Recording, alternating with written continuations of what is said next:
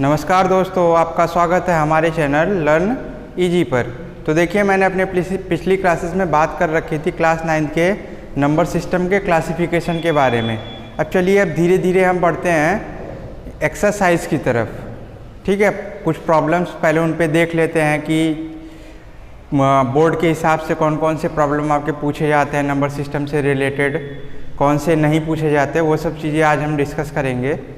तो चलिए, पिछली क्लासेस में आप पढ़ चुके हैं कि पूर्णांक क्या होंगे, दशमलव क्या होंगे, तो ये सब चीज़ें आप पढ़ चुके हैं। अब देखिए, पिछले वीडियो में आपने हर जानकारियाँ ले ली हैं, तो अब वहाँ से आप चीज़ों को अगर समझ गए हैं तो आज चलते हैं हम प्रॉब्लम्स की तरफ, जिसमें बताया गया पूछा गया है कि निम्नलिखित संख्याओं में से धन पूर्णांकों को बताइए। तो हम चर्चा कर चुके हैं कि धन पूर्णांक क्या होता है और ऋण पूर्णांक क्या होता है। तो धन पूर्णांक और ऋण पूर्णांक आप समझ चुके होंगे। तो यहाँ से जो संख्याएं लिखी गई हैं उनको आप देख के बता सकते हैं कि कौन सी संख्या धन पूर्णांक होगी, कौन सी संख्या धन पूर्णांक नहीं होगी। तो देखिए, थोड़ा सा और बता देना चाहूँगा, पिछली क्लासेस में मैंने ये भी चर्चा की थी कि आप इस चीज़ को पढ़िएगा कि योग के लिए संवरक नियम क्या होगा, अंतर के लिए संवरक नियम क्या होगा, भाग के लिए संवरक नियम लागू होता है कि नहीं होता है, गुणा के लिए संवरक नियम लागू होता है कि नहीं होता है। संवरक नियम मैंने आपको बता रखा है। संवरक नियम जैसे जो संख्याएं ले रहे हैं, तो संख्याओं जैसे आपने कोई धनात्मक पूर्णांक ले लिया, तो धनात्मक पूर्णांक का धनात्मक पूर्णांक के साथ जोड़ोगे तो आपको धनात्मक पूर्णांक ही मिलेगा। ठीक है, तो वो क्या करेगा, संवरक नियम का पालन करेगा। उसी तरीके से आप भाग विधि में ले सकते हो, गुणा विधि में ले सकते हो और घटाना विधि में ले सकते हो अंतर में। ठीक है, फिर संवरक नियम के बाद क्रम विनिमय नियम का पालन करेगा कि नहीं, क्रम को बदल दिया जाए। जैसे 3 में 4 को जोड़ दिया, फिर हमने 4 में 3 को जोड़ दिया। ठीक है, फिर साचार्य नियम, जैसे 3 संख्याएं लिख के जोड़ लिए हमने, पहले 2 को जोड़ेंगे फिर उसमें तीसरी संख्या जोड़ेंगे। अब इसी को उल्टा कर लीजिए, इसी को उल्टा कर लीजिए, जैसे हमने बताया था आपको a + b + c = आप ऐसे इसको लिख सकते हो। अगर इसका पालन करता है, यानी मतलब पहले b में c को जोड़ लिया फिर a जोड़ा, अब यहाँ पे पहले a में b को जोड़ लिया फिर c जोड़ा, तो इस तरीके से ये नियम आपका क्या बोला जाएगा, साचार्य नियम बोला जाता है। तो ये सब चीज़ें मैंने कहा था, आप पढ़ लीजिएगा। अब योगात्मक प्रतिलोम क्या होता है, गुणात्मक प्रतिलोम क्या होता है, तो ये सब चीज़ें आप बाकी हम जिस तरीके से आगे चलते जाएंगे उस पर चर्चा करते जाएंगे। ठीक है, तो ये सब पिछली क्लासेस में आपने पढ़ रखा है, उसको थोड़ा रिवाइज रखिएगा। तो चलिए बात करते हैं, इसमें से देखते हैं कौन सा धन पूर्णांक है कि नहीं है। तो चलिए बात करते हैं -3 की। -3 धन पूर्णांक होगा नहीं, क्यों?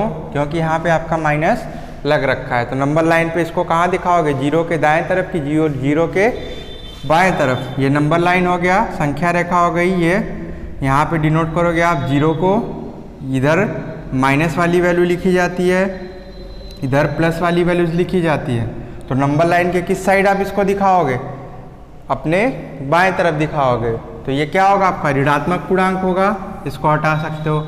4/7 पूर्णांक होगा, पूर्णांक नहीं, ये क्या है आपका एक भिन्न है, तो ये भी क्या होगा, धन पूर्णांक नहीं है। 6 - 8 की बात करते हैं, तो 6 - 8 कितना आ जाएगा आपका, 6 - 8 कितना आ जाएगा, -2 आएगा। तो -2 क्या है, धन पूर्णांक होगा नहीं होगा, क्योंकि इसमें ऋण चिन्ह लग रखा है। फिर इसके बाद बात करते हैं आगे वाली संख्या की, 8/2। 8 को 2 से भाग देते हैं, 8 को 2 से भाग देने पे कितना आ जाएगा, 4 आ जाएगा। ठीक है, तो ये क्या है, एक धन पूर्णांक है, तो ये क्या हो जाएगा, ये धन पूर्णांक है। 3 में 6 का गुणा किया, कितना आ जाएगा, 3 में 6 का गुणा किया 18, ये क्या है, धन पूर्णांक है। अब चलिए आगे चलते हैं, आगे बात करते हैं। -3 का गुणा किया -6 में, तो माइनस में माइनस का गुणा किया प्लस होता है, इसको आप दिमाग में बैठा लीजिएगा। प्लस में गुणा करेंगे प्लस का तो प्लस आएगा, प्लस में गुणा करेंगे माइनस का तो माइनस आएगा, माइनस में गुणा करेंगे माइनस का तो प्लस आएगा। चाहे इस तरीके से कह सकते हो, माइनस में गुणा किया प्लस का तो माइनस आएगा। इसको आप हमेशा याद रखिएगा। ठीक है, तो इस हिसाब से माइनस में माइनस का गुणा किया तो प्लस आया। फिर 3 में 6 का गुणा कर दिया हमने, इसकी भी वैल्यू कितनी आई, +18 आई, +18 आई, प्लस 18 यानी मतलब ये भी क्या होगा, धन पूर्णांक होगा। और कड़ी में दो, कड़ी में दो कौन सी संख्या होगी आप बताइए, कड़ी में दो कौन सी होगी, अपरिमेय संख्या होगी। तो हम बात कर चुके हैं परिमेय संख्या और अपरिमेय संख्या की, ठीक है। तो ये अपरिमेय संख्या होगी क्योंकि मैंने आपको लिखाया है अपरिमेय संख्या क्या होती है। अपरिमेय संख्याएं वो संख्याएं होती हैं या वे प्राकृतिक संख्याएं जिनका वर्गमूल और घनमूल क्या हो, पूर्ण वर्ग न हो। उन संख्या को आप दो क्या है, पूर्ण वर्ग है नहीं है, तो आप इसका वर्गमूल नहीं निकाल सकते आसानी से, तो इसलिए क्या हो जाती है, अपरिमेय संख्याएं होती हैं। इसलिए ये भी क्या होगा, धन पूर्णांक नहीं होगा, ठीक है। तो समझ चुके होंगे इसमें से कौन सा धन पूर्णांक होगा, कौन सा धन पूर्णांक नहीं होगा, ठीक है। अब चलते अपने नेक्स्ट क्वेश्चन पे। तो नेक्स्ट क्वेश्चन बोल रखा है, यदि a धन पूर्णांक है तो दिखाइए कि संख्या a गुणे a+1 a+2 संख्या 6 से पूर्णतः विभाजित होगी, संख्या पूर्णतः विभाजित होगी। तो इसका स्क्रीनशॉट ले लीजिएगा या आप इन चीज़ों को लिख लीजिएगा, ठीक है। तो चलिए अपने अगले सवाल पे चलते हैं।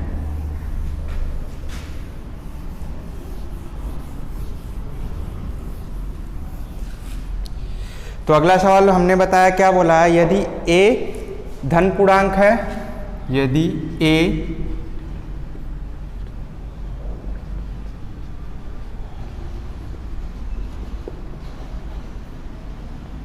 धन पूर्णांक है तो दिखाइए कि a+1 a+2 6 से पूर्णतः विभाजित है,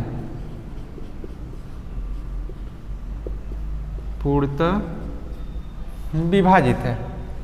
तो चलिए अब बात करते हैं। अभी मैं अपने टेलीग्राम के माध्यम से आपको एक क्लासिफिकेशन के ऊपर छोटा सा नोट्स दूंगा PDF के रूप में, तो आप हमारे टेलीग्राम चैनल पर जाकर उसको ले सकते हैं। आप पहली चीज़, छोटे बच्चे हैं तो आप जान लीजिए टेलीग्राम क्या है। तो जैसे आप व्हाट्सएप ऐप यूज़ करते हैं उसी तरह टेलीग्राम होता है।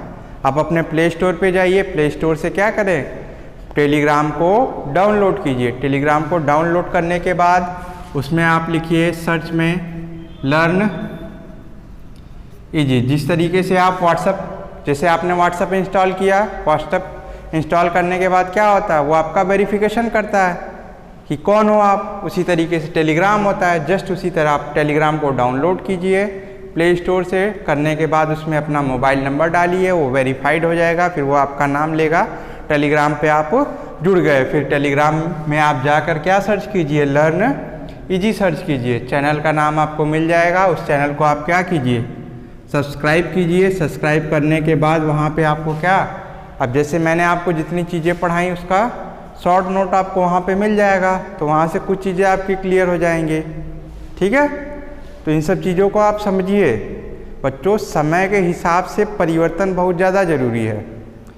तो अब गांव और शहर में कोई अंतर नहीं रह गया है, ठीक है, ना ही कोई गांव ना ही कोई शहर। तो जितने शहर के बच्चे जानेंगे उतना गांव के बच्चे भी जानते हैं। तो ये सब चीज़ें आप जानिए, आगे बढ़िए, पढ़ने का अपना तरीका बदलिए, ठीक है। देखिए प्रेजेंट टाइप के समय के हिसाब से आप देख सकते हैं आपको किन किन मुश्किलों का सामना करना पड़ रहा है। तो उन चीज़ों को समझिए आप, उन चीज़ों को समझते हुए अपने को इसी माहौल में डालिए कि मान लीजिए कि हमको अब कभी ऑफलाइन पढ़ना ही नहीं है, हमको ऑनलाइन ही पढ़ना है। तो अगर आप ये मान लेते हैं तो फिर आप पढ़ेंगे क्यों। दिक्कत देखिए पहले के हिसाब से, देखिए पहले बच्चे क्या थे, पहले पढ़ने के लिए दिया मिलता था जलाने के लिए, मिट्टी के तेल के, सरसों के तेल के दिए जला के पढ़ते थे, ठीक है। फिर धीरे धीरे चीज़ें बढ़ती गई। फिर अब क्या है, अब प्रेजेंट टाइम के बच्चे देखिए पढ़ना उनको भी था, पहले कोचिंग भी नहीं होती थी, घर बैठ के ही पढ़ना होता था, आप स्कूल चले गए बस उतना बहुत है। अब धीरे धीरे चीज़ें क्या हो रही हैं, बढ़ती जा रही हैं, समय के हिसाब से परिवर्तन होता जा रहा है। आप देखिए अब 24 घंटा लाइट मिल रही है आपको, इन्वर्टर है, प्रकाश है, लालटेन या दिए की ज़रूरत नहीं पड़ती है। तो उसी तरीके से आप अपने हिसाब से अपने को समय के हिसाब से परिवर्तित कीजिए, ठीक है। बाकी छोटी चीज़ें जैसे अब क्लासिफिकेशन ऑफ नंबर का एक शॉर्ट नोट आपको हमारे PDF से मिल जाएगा बहुत ही जल्दी, टेलीग्राम चैनल से मिल जाएगा। टेलीग्राम आप लोग डाउनलोड कर लीजिए, ठीक है। तो अब चलिए देखते हैं आगे अपने सवाल पे। यदि a धन पूर्णांक है तो दिखाइए कि a+1 a+2 क्या है, 6 से पूर्णतः विभाजित है। तो अब इसको देखिए, विभाजित देखने के लिए सबसे पहली चीज़ समझिए, डिविजिबिलिटी में आपको बहुत ही क्लियर विभाजित कौन संख्या किससे विभाजित होती है, इस पर भी एक बढ़िया नोट्स वीडियो आपको अलग से दूंगा।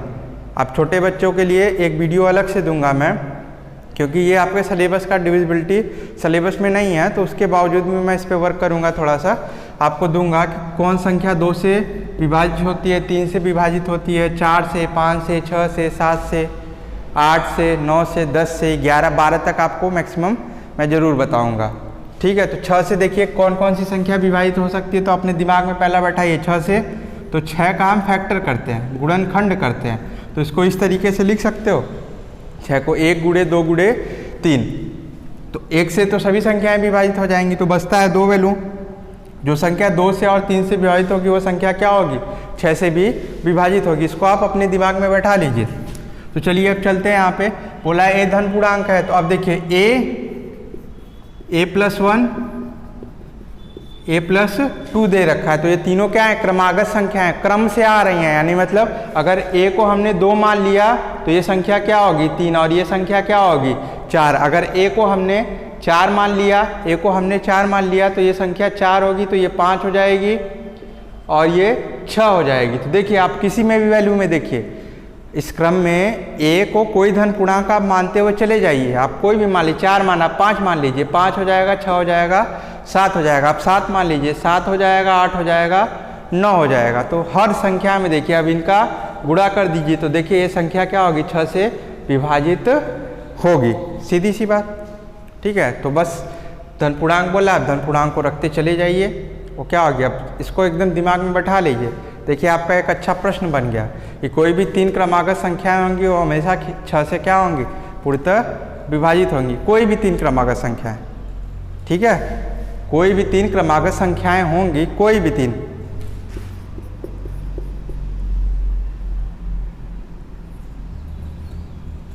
इसको कर लीजिए, 21 को लिख सकते हो, 22 को लिख सकते हो, 2 गुणे 3 क्या आ गया, 6 आ गया। तो कोई भी क्रमागत संख्या है, 3 क्रमागत संख्याएं 6 से क्या होती हैं, सदैव पूर्णतः विभाजित होती हैं। तो आप इसको सीधा लिख सकते हो। अब लिख सकते हो ये तीनों क्या हैं, क्रमागत संख्याएं हैं, इसमें 2 जोड़ा गया है, इसमें कोई भी वैल्यू जोड़ोगे, जैसे 1 ले लिया आपने तो इसको लिखने के बाद क्या होगी, 6 से पूर्णतः विभाजित होगी, ठीक है। बस इसमें आपको लिख देना है सीधा, इसमें कुछ करना नहीं है आपको, बस सीधी सी वैल्यू लिख देनी है। ये तीनों क्या हैं, क्रमागत संख्याएं हो जाएंगी, तीनों क्रमागत संख्याएं सदैव क्या होंगी, 6 से विभाजित हो जाएंगी। बाकी अगर किसी को आपको बहुत ही डिटेल देना है तो एक ही वैल्यू रख के दिखाते जाइएगा। चलिए नेक्स्ट प्रॉब्लम पे आते हैं।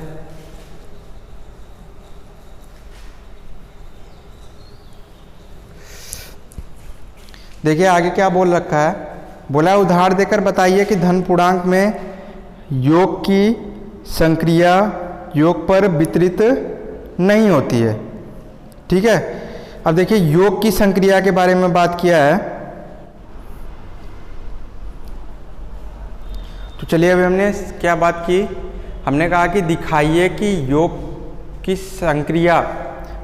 संक्रिया वितरण नियम का पालन करती है कि नहीं। वितरण नियम में 3 वैल्यूज आपको दे रखे हैं, जैसे ए बी सी, अब वो जिसके लिए भी हो, जैसे अब आपका बोलेगा योग पर गुणा का वितरित नियम दिखाइए, तो आप इस तरीके से करोगे, a गुणे b प्लस सी। अब a का गुणा b में अलग और a का गुणा c में अलग, इसको यानी मतलब इस तरीके से, फिर a गुणे c, इन दोनों का मान अलग अलग निकालिए और इसका मान अगर दोनों का बराबर हो गया तो वैल्यू क्या होगी, उस नियम का पालन करेगा। तो अब योग के लिए पूछा है, अब यहीं पे आप अलग कर दीजिए, आप इसको इस तरीके से कर दीजिए, अब बोला इस तरीके से कर दीजिए, a प्लस बी और फिर प्लस a प्लस सी। तो ये संभव है आपका, नहीं संभव है, तो इसमें आपको उदाहरण देकर बताना है। कोई भी वैल्यू ले लीजिए आप, कोई भी पूर्णांक ले लीजिए, 8, 9, 10, 11। आप इसको लिख के बस यहीं पे इस तरीके से तोड़ दोगे तो ये वैल्यू क्या इसके बराबर आएगी, कभी नहीं आएगी। आप दिखा सकते हो, जैसे हमने ले लिया इसके हिसाब से a equal to 8, b equal to 9, c equal to 10। अब इसमें रखते हैं तो क्या हो जाएगा, यहाँ से 8 हो जाएगा प्लस इस वैल्यूज को रखते हैं 9 प्लस 10 हो जाएगा, और यहाँ से रखते हैं। अब देखिए इसको इसमें जोड़ना है, a में b को जोड़ना है, 8 में 9 को जोड़ दिया और प्लस यहाँ पे 8 में 10 को जोड़ दिया। तो इसके हिसाब से क्या हो जाएगा, अब इसको अब अगर आप ऐड करते हो 19, अब 8 प्लस 9 कितना हो जाएगा 17 और ये 18। क्या ये दोनों इक्वल आएगा, यहाँ जोड़ इसको वैल्यू ऐड करते हैं 27 आ जाएगा। यहाँ पे 8 7 35 10 20, ठीक है। तो क्या ये दोनों वैल्यूज इक्वल हैं, नहीं इक्वल नहीं है, ठीक है। तो अब ये वैल्यूज क्या है, तो आप कह सकते हो कि योग की संक्रिया नियम वितरित पर आधारित नहीं होती है या वितरण नियम का पालन नहीं करेगी, ठीक है।